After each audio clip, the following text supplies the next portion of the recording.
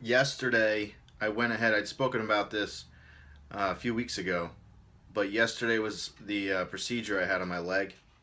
It was called sclerotherapy, and they went in and they destroyed the vein that I was having backflow on that was causing swelling on my lower extremity, down by my ankle and my feet.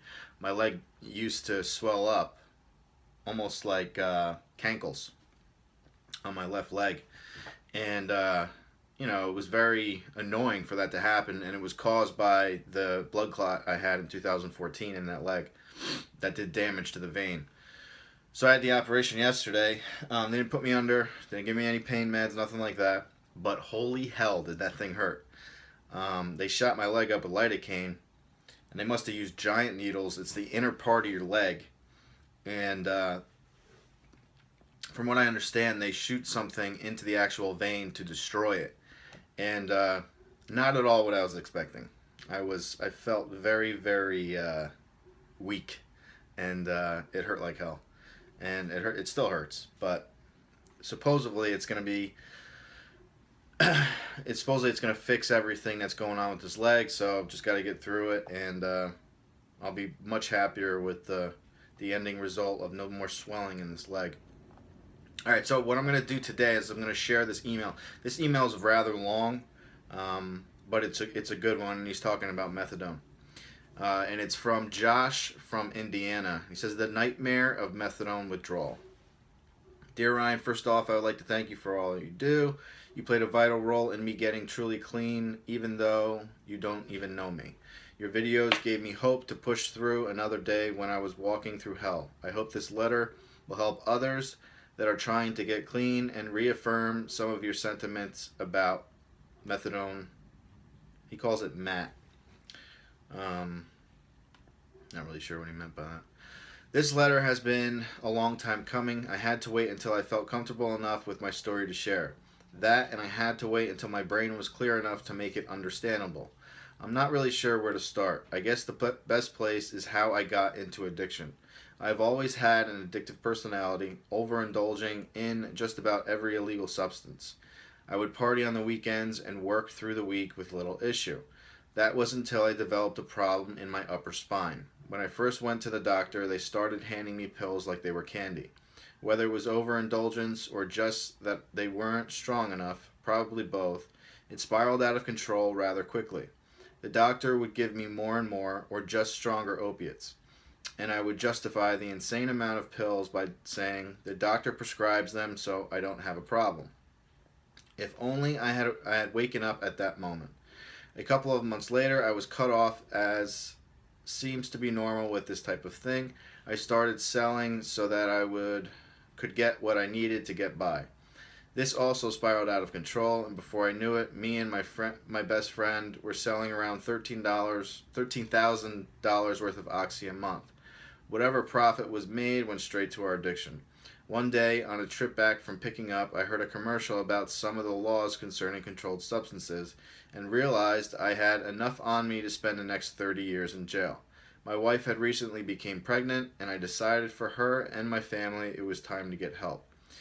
I even talked my best friend into getting help too. Had I known then what I know now, things would have went completely different. You are right. People need to be diligent about information of what they are getting into when going into a methadone treatment.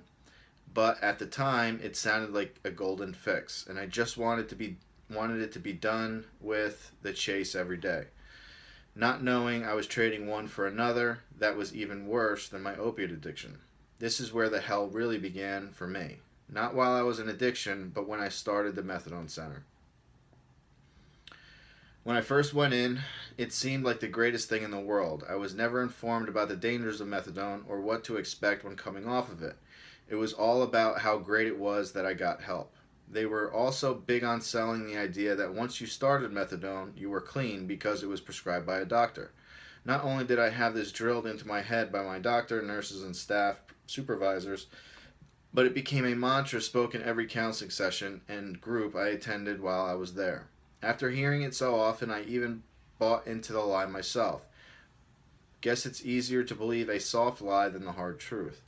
There was never any pressure to start coming down. In fact, most of the time the patient would be recommended to increase their dose as often as possible. And when someone brought up starting, he keeps using acronyms. When somebody's, I guess he's talking about if somebody brought up starting to wean down, they would be told to wait because they hadn't been stable long enough. The environment was horrible for sobriety too. People would find needles and empty baggies in the parking lot. Inside the facility wasn't a whole lot better, with people trying to sell you everything under the sun, sometimes even while standing in line waiting to be medicated. Benzo abuse was rampant in there too, and it wasn't unusual to see people literally pass out in line because they were so high. This gave me the false notion that I was good. See, I wasn't like them, and I was doing what I was supposed to do. So to me, this was what sobriety looked like. I never knew how wrong I was until it was too late. I went to the methadone clinic for 5 years. In that time, I lost that best friend that started treatment with me to an overdose. I blamed myself at the time for not being able to save him and still carry some of that around with me today. About a year after his death, I started to really question what I was doing there and became very outspoken about people getting off of methadone as quickly as possible, but never having the courage to do it myself. I don't know if it was the fact that there was a new director, or that the fact that my counselor wasn't happy with me because I had reported her to headquarters for not doing her job, but inevitably they started me on a forced withdrawal. This is where my hell began. I was at 103 milligrams when they started the withdrawal, or the taper.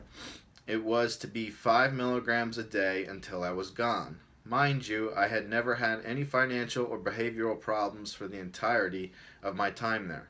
Just prior to this, the doctor and my counselor said that it might just be best for me to stay on it indefinitely because of my pain issues. Then about a week later, they started my taper. I did okay for about the first 10 to 12 days. During this time, I was preparing myself for the battle I knew was coming. I remember talking to one of the nurses and telling her that it was my intention to be done with methadone. I remember the way she looked at me in shock and horror and said, "Oh honey, you'll be back in this line in 30 days. Just be careful until you come back." Never having been one to be told what I could or couldn't do, this became a huge motivation for me. I wanted to show the staff and people that I had grown close to that it could be done. Of course, this is before I actually began withdrawal. But think getting mentally prepared, motivated was one of the keys to my success. Alright. Once I got down to 38 milligrams, it started to get bad, or what I thought was bad. I couldn't sleep at night. I was getting really bad cramps in my stomach. My entire body was aching, but I was going to push through. 4 days later would be my last dose. While other things are foggy, I can remember my last day there like it was yesterday. I had some serious issues with nausea the day before, but chalked it up to a stomach bug or something. When I told the nurse about it, she said it was to be expected, handed me my dose, and went about her day.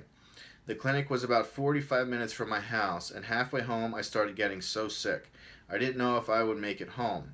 It set in so violently and hard that I thought it had to be something else. That day, it took me 2 hours to get home. By the time I had made it home, I thought something was seriously wrong, possibly the onset of a heart attack. I curled up in the fetal position for about 45 minutes in bed, between puking, and my wife decided it was time for me to go to the hospital. When I got to the ER, I was in bad shape. My blood pressure was through the roof, my white blood cell count was off the charts, and I could tell from the doctors and nurses' behavior I was touch and go for a while. It took them about 6 hours to get me stable and manageable. I gave them my history, but they thought it was something else, probably because I was convinced of it myself. They admitted me that night. The next morning, the nurse brought me in meds, including 13 milligrams of methadone. I told her I was afraid to take it, but she said it would only make things worse. 20 minutes later, I was violently puking up every bit of it. 4 hours and some nausea medicine later, I was back to what I thought was manageable. The doctor told me they were planning to keep me there a week. The thought of laying in that hospital bed with all these IVs scared the crap out of me. I told them that if it was just an upper GI infection, which is what they thought, that I would do better at home if they would just give me some nausea medicine and antibiotics. I was so relieved when they said I could go home that night. If I only knew what was coming, I would have stayed. The next morning, I got up and took my nausea medicine and was still feeling halfway manageable before the night before. They had me They had made a point to tell me to make sure to take my last dose as it would help lessen the withdrawal. When I got into the car, I made it about 2 miles down the road when the withdrawal really set in. I didn't dose that day and barely made it back. This is the day that I found out what methadone withdrawal was really going to be like. The next 2 days were blurry, but I can tell you they were spent on the bathroom floor in between puking out of both ends. I was so miserable, but I thought this was a short-term thing and that it would pass soon. I'm shaking my head as I write that. On about the 4th day, time seemed to stop in the deepest, darkest recess of hell, so I'm not completely sure. I started trying to find any sort of help for what I was going through. This is when I stumbled across your videos. Again, you're a lifesaver. The cold, hard-headed truth as to what I was going to be facing. I am a very deeply religious man, and there were times I would pray to die just because it was so intense. My saving grace was the prayer, not my will, but yours, and my wife, who in all actually probably kept me from dying. I started keeping a journal that day and intend on publishing it once I have some time in. On about day 5, my wife procured some gabapentin and Ativan. This is what the Thomas recipe suggested. I know I'm not a doctor and don't recommend self-medicating for anyone, but it's what got me through the next 10 days. It would allow me to sleep for a couple of hours every day and kept me from losing my mind. Those 10 days consisted of violent withdrawals, hot baths, misery, and almost falling asleep with my face on the toilet.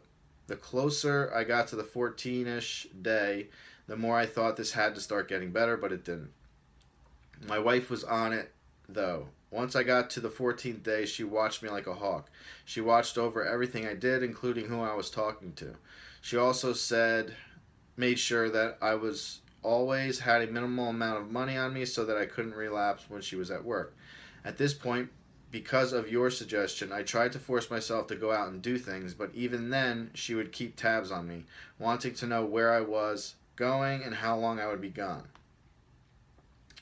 If I was gone longer than she thought, she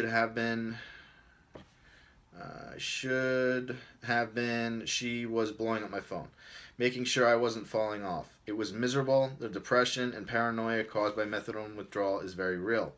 On day 16, I started riding the roller coaster. I would be functional when I woke up and think it was getting better. A couple hours later, I would take 2 steps back and be more miserable than before because I had a brief reprieve.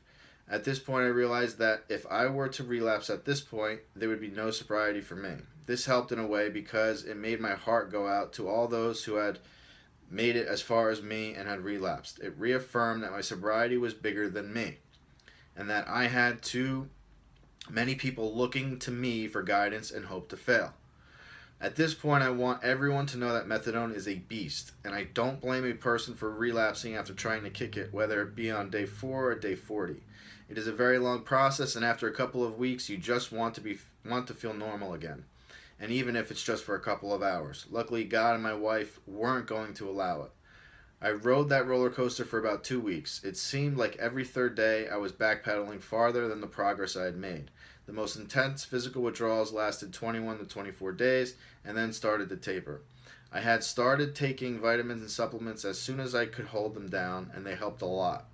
At about 28 days, the mental part really set in. My head was cloudy and I was always anxious and depressed, and I couldn't communicate with people because I would stutter over my words, or I just couldn't get the words out.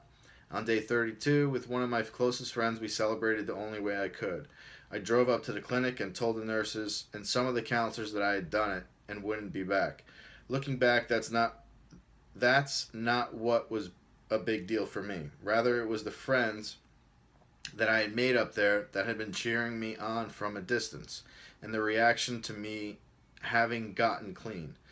Those looks and feelings are something that no one can ever take from me and will always drive me to help anyone seeking sobriety, regardless of who they are and how I feel about them. The hard part of the story is that it didn't end there. The mental part of this, it was still intense for another week and a half. I couldn't work because of the paranoia and inability to communicate well. I couldn't go outside and take a walk because it was so cold, and I couldn't find motivation or enjoyment in anything I did. I kept pushing through. And even though I didn't feel like I started getting back to some resemblance of normal life. To date, day 80, I'm still having trouble sleeping. I still experience bouts of serious depression and anxiety. I still have issues finding motivation, but it's progress, and I know to expect it to be slow.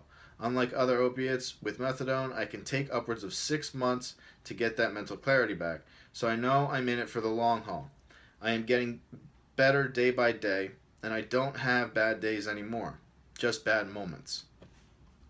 I'm having issues going to public gatherings, and I'm finding that I have a lot more triggers than I ever thought while on methadone.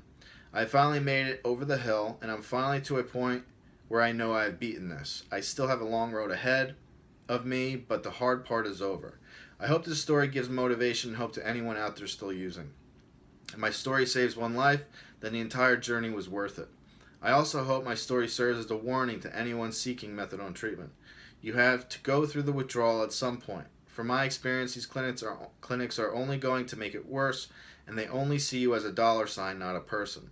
I'm sure they have their place, but like everything else in this country, they are being abused and used in a way not intended. Ryan, thank you so much for what you do. Okay. So he goes on to thank me some more. So that's a pretty intense email, but he's telling the truth. Okay. Most of you know my feelings about methadone and Suboxone. This guy lived it for 5 years. Okay, so nothing's ever easy when you go through one of the most intense drugs on the planet. I consider methadone the toughest drug on the planet to come off of in the opioid category. It has such a long half-life and it wreaks havoc on your body, but it can be done. He did it. So listen to him, listen to what he had to say. He is telling you from his own personal experiences that it can be done. It's a long haul. It takes time, but you have to look at your life as a long line. This is only a very short time of your life that you're going to have to battle, and then you'll be free for the rest of the time. Okay? You can either live as a prisoner for this short amount of time, or you can live as a prisoner forever. It's up to you. All right, questions or comments below. Got to give this guy some gratitude. Josh is a tough dude, so please share your advice and thank him for sharing his story. If you want to share your story, you can email me at ryan@compsupport.com. In the subject line, put YouTube story, my story. Let me know if you want to use your first or last name or stay anonymous. I apologize for videos being sporadic this week. I had the cold, and now I'm dealing with this procedure. I made it my most important thing of the day to do a video today, even though I was not up to it because my leg really freaking hurts. All right, so I'll see you guys tomorrow. Have a good one. Thanks.